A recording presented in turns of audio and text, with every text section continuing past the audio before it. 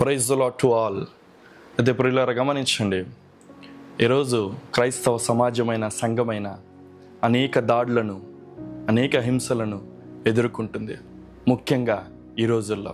అయితే చాలామంది దైవ సేవకులు ప్రతిఘటించాలనో లేదా మేమేంటో చూపించాలనో ఆలోచన కలిగి ఉన్నారు.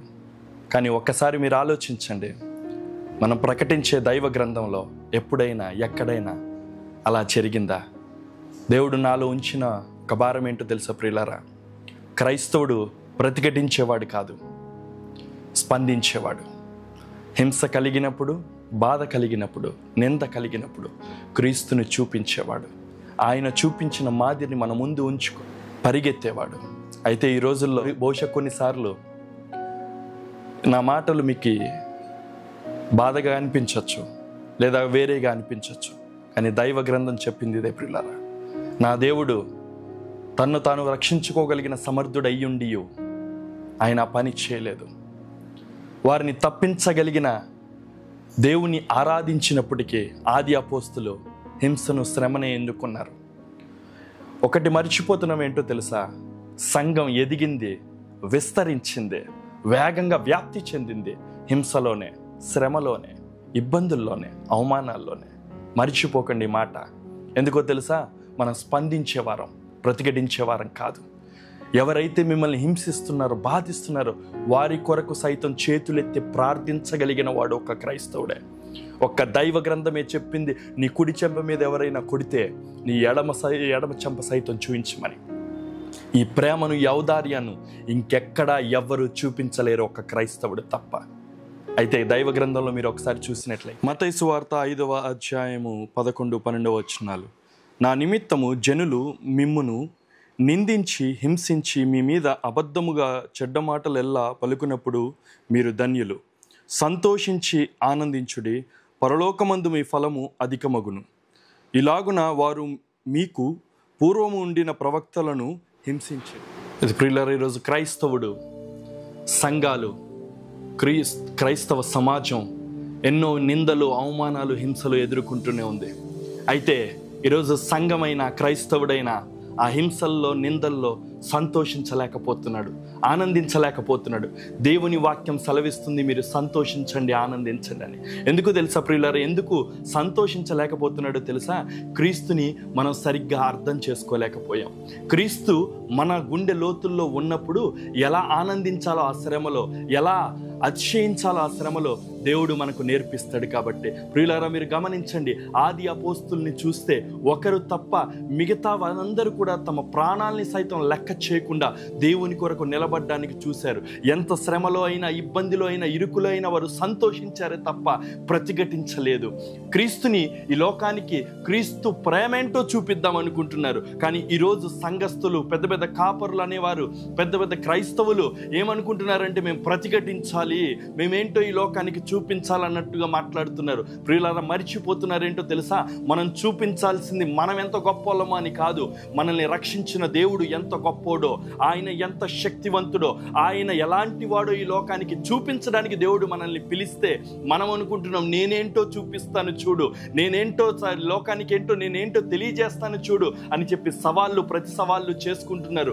మనకి, లోకంలో ఉన్నవాడికి, మనకి అన్యస్తుడికి అసలు వ్యత్యాసం ఏముంది ప్రియులారా? ఒక్కసారి ఆలోచించండి. దేవుడు నిన్ను పిలుచుకున్న కారణం ఏంటో తెలుసా?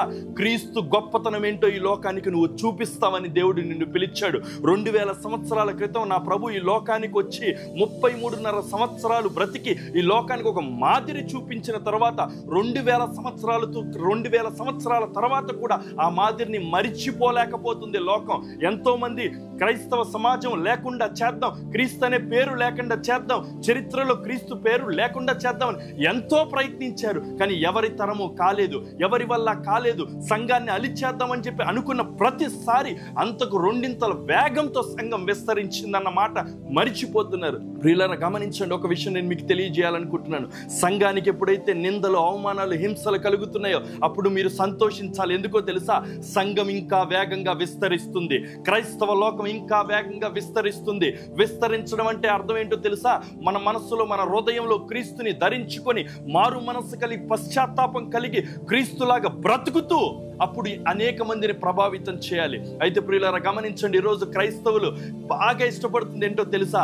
అద్భుతాలు కావాలి, సూచక్రియలు కావాలని పరిగెడుతున్నారే తప్ప క్రీస్తుని ధరించుకొని క్రీస్తులాగా ఈ లోకంలో బ్రతుకుతానని ఆలోచించే క్రైస్తవులు ఎంతమంది ఉన్నారు? దేవుడు గ్రంథం మనకిస్తే భయం వచ్చినప్పుడు తల కింద పెట్టుకోవడానికి, లేదా బాధ కలిగినప్పుడు మన గుండెలకు హత్తుకోవడానికి కాదు ఈ వాక్యాన్ని ఇచ్చింది. ప్రతిరోజు దీవారాత్రములు దీన్ని ధ్యానించాలని చెప్పి, దేవుడేంటో అర్థం చేసుకోవాలని, ప్రభువు నీ కొరకు ఏం చేశాడో అర్థం చేసుకొని నువ్వు ఆ రీతిగా బ్రతుకుతావని దేవుని వాక్యం సెలవిస్తుంది. అందుకే అంటుంది, నీ బిడ్డలు కూర్చుండినప్పుడు, లేచినప్పుడు, బయటికి వెళ్ళినప్పుడు, లోపలికి వచ్చినప్పుడు వారికి బాసికలుగా కట్టమని దేవుని వాక్యం సెలవిస్తుంది. మన గుండె లోతులో దేవుని వాక్యం ఉన్నప్పుడు మనం క్రీస్తులాగా బ్రతకడానికి ఇష్టపడతాము. మీరు చేసే పనిలో కానివ్వండి, మీరు ఉండే స్థలాల్లో కానివ్వండి, మీరు ఎక్కడ ఉన్నా మీలో కనిపించేది క్రీస్తు కనిపించాలి. అలా కనిపించిన రోజు లోకం మనల్ని ఒక భిన్నమైన ఆలోచనతో చూస్తుంది, ఒక భిన్నమైన చూపుతో చూస్తుంది. అరే మనమందరం ఒకలాగా ఉన్నాము, కానీ వీడెందుకురా వేరే ఉన్నాడు, వీళ్ళలో ఏదో తెలియని ప్రత్యేకత ఉంది, వాడి మాటలో ఏదో తెలియని ప్రత్యేకత ఉంది, వాడి చూపులో ఏదో తెలియని ప్రత్యేకత ఉంది, మనందరము తప్పిపోవచ్చేమో కానీ వాడి తప్పిపోడు అనే ఆలోచనకి ఏ రోజు సమాజంలో, లోకంలో ఉన్న వాడికి అర్థమవుతాడు, ఆ రోజు నిజంగానే సమాజం మీద మనం గొప్ప మార్పు తీసుకొని వచ్చిన వాళ్ళమైతాం. ప్రియులారా, ఈరోజు చాలా మంది క్రైస్తవులు మర్చిపోతున్నారేంటో తెలుసా? మనం ప్రతిఘటించాలి అనుకుంటున్నారు. ప్రతిఘటించద్దు ప్రియులారా, ప్రతిఘటించాల్సిన అవసరం లేదు. మనకు బాధ కలిగితే, మనకు అవమానం కలిగితే, మనకు నింద కలిగితే, మనల్ని ఎవరైనా హేళన చేస్తే నీకు ప్రతిగా నీ దేవుడు నీ ముందు నిలబడతాడని మర్చిపోకు. ఒకవేళ నింద, అవమానం, శ్రమ వచ్చిందంటే దాని ద్వారా ఆయన ఏం చేయాలనుకుంటున్నాడు అది నీ జీవితంలో జరగడానికి ఇష్టపడు. అంగీకరించు పరిస్థితిని, శ్రమను, బాధను, ఇబ్బందిని, కష్టాన్ని చూసి పారిపోవడం కాదు, క్రీస్తు వలె ధైర్యంగా నిలబడడం నేర్చుకో. పరిస్థితి ఏదైనా, శ్రమ ఏదైనా, ఇబ్బంది ఏదైనా, ఎంత గొప్ప అవమానమైనా సరే, అది ఎంత హింస అయినా సరే, నిలబడడం నేర్చుకో. ఈరోజు భారతదేశంలో ఉన్న క్రైస్తవులు భయం గుప్పెట్లో బ్రతుకుతున్నారు, భయాందోళన బ్రతుకుతున్నారు. రేపేం జరుగుతుందో, రండి మనం అది చేద్దాం, మనం అది ప్రియులారా, చేయాల్సింది ప్రార్థనో ఇంకోటో కాదు. మీరు చేయాల్సింది ఏంటో తెలుసా? క్రీస్తులాగా బ్రతకడం నేర్చుకోవాలి, క్రీస్తులాగా నిలబడడం నేర్చుకోవాలి, క్రీస్తుని ధరించుకొని ఈ లోకానికి క్రైస్తవుడు ఎలాంటి వాడు చూపించడం నేర్చుకోవాలి. ఎంత హింసించినప్పుడు కూడా క్షమించగలిగిన వాడు క్రైస్తవుడు. ఎందుకో తెలుసా? నా ప్రభు కల్వరి సిలువలో భయంకరమైన వేదనను భరిస్తూ కూడా ఆయన పలికిన మొదటి మాట ఏంటో తెలుసా? తండ్రి, వీరేమి చేయుచున్నారు, వీరెరుగరు గనుక వీరిని క్షమించమని ఔదార్యాన్ని లోకానికి చాటి చెప్పినందుకు 2000 సంవత్సరాల నుంచి ఆయన గొప్పతనాన్ని ఎవరు మర్చిపోలేకపోతున్నారు. ప్రియులారా గమనించండి, you and I got chosen. దేవుడు మనల్ని ఎన్నుకున్నాడు, దేవుడు మనల్ని పిలిచాడంటే కారణం ఏంటో తెలుసా? నువ్వు ఈ లోకానికి క్రీస్తుని చూపిస్తావని దేవుడు పిలిచాడు. అయితే అది మర్చిపోయి, అది విడిచిపెట్టి మనం ప్రతిఘటించాలి, మనం అది చెయ్యాలి, మనం ఇది చెయ్యాలి, మన కోసం ఇంకా సెక్యూరిటీ కావాలి అని చెప్పి మీరు ఎంతగా పరిగెత్తినా లోకం మిమ్మల్ని అంగీకరించదు. పిల్లరా, దయచేసి దేవుని వాక్యాన్ని అంగీకరించండి, దేవుని వాక్యాన్ని ప్రతిరోజు పఠించండి, దేవుని మీ హృదయంలో ఆహ్వానించండి, క్రీస్తుని మీ హృదయంలో ఆహ్వానించండి. అప్పుడు మీ జీవితం అద్భుతంగా ఉంటుంది, ఆశీర్వాదకరంగా ఉంటుంది.